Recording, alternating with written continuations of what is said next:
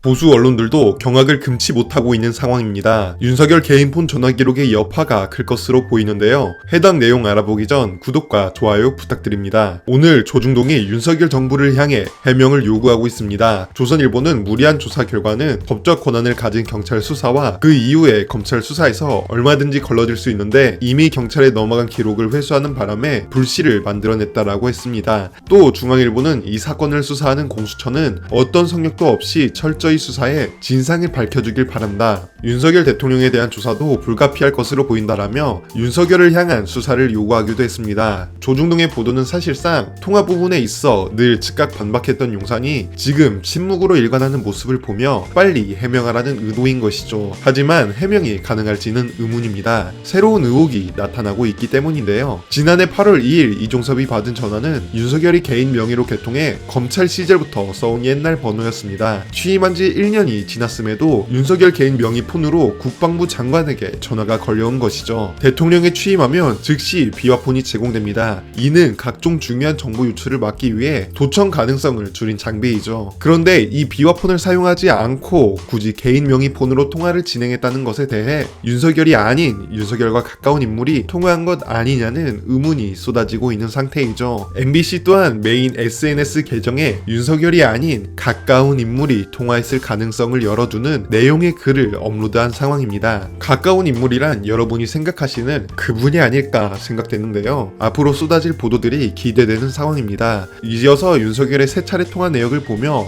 굉장히 이례적인 사례라고 설명해주는 인물들이 하나둘 나타나기 시작했습니다. 이명박 정부 시절 13개월간 보건복지부 장관을 지낸 진수희 전 장관은 CBS 라디오에 출연해 휴대전화뿐만 아니라 유선이건 이런 전화를 받아본 적이 없다며 직접 전화를 들고 연결하기보다는 비서를 시킨다든지 호출을 하는데 이렇게 직접 전화기를 들고 통화를 시도하는 예는 제가 다른 분들한테도 들은 기억이 없다며 이야기했죠. 또 문재인 정부 시절 정무수석을 지낸 최재성은 문재인 전 대통령은 해지한 것은 아닌데 5년 내내 꺼버렸다며 이야기하기도 했죠. 네, 결국 통화 내용이 무엇이냐라는 질문으로 시작해서 왜 비아폰이 아닌 개인폰을 업무에서 사용했냐라는 의혹까지 이어지고 있는 상황입니다. 정말 세간의 소문대로 가까운 인물이 개입한 것 아닐까 합리적 의심이 들 수밖에 없는 상황인데요. 현재 상황을 보면 공수처가 일을 잘하고 있는 모습을 보이지만 녹취와 핵심 물증을 서둘러 확보하기 위해서는 규모가 작고 기소권이 없는 공수처에 수사를 온전히 맡겨둘 수 없는 상황입니다. 특검이 절실히 필요한 상황인데요. 오늘부터 국회는 새로운 인물로 변했고 특검 통과 가능성도 의석수를 생각하면 더 가능성이 높아졌습니다. 그러나 더는 뭘 하겠다. 우리를 믿어달라는 말에 민주당 지지층은 반응하지 않을 것입니다. 민주당은 실력과 성과로 국민들에게 다시금 인정받기를 간절히 바라며 오늘 영상 마치도록 하겠습니다.